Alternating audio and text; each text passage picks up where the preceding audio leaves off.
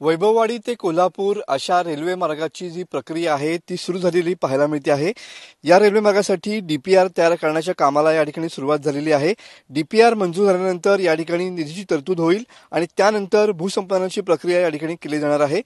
वैभववाडी ते कोल्हापूर या रेल्वे मार्गासाठी अंदाजे 3411 कोटी रुपये खर्च अपेक्षित आहेत।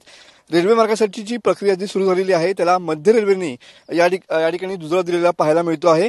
गेल्या 7 वर्षांपासून वैभववाडी ते कोल्हापूर हा जो रेल्वे मार्ग आहे त्याचं काम या ठिकाणी रखडलेलं होतं। वैभववाडी ते कोल्हापूर हा 107 किलोमीटरचा रेल्वे मार्ग आहे। पीएम गतिशक्ती योजनेअंतर्गत हा रेल्वे मार्ग जो आहे तो पश्चिम महाराष्ट्राला जोडला जाणार आहे।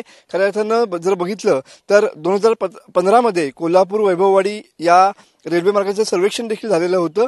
2016 मध्ये तत्कालीन रेल्वे मंत्री सुरेश प्रभू यांनी या रेल्वे मार्गाची जी आहे ती घोषणा केलेली होती। यामध्ये 10 रेल्वे स्थानकं, 5 उड्डाणपूल आणि 36 बोगदे अशांचा यामध्ये समावेश आहे।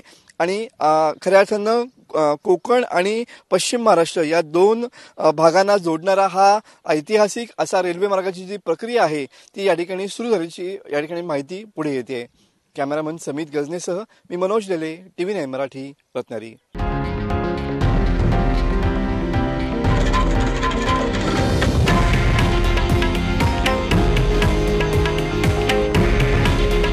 हे आहे देशातील नंबर 1 न्यूज नेटवर्क आणि आपण पाहत आहात TV9 मराठी। काळजी तुमची, हित महाराष्ट्राचं।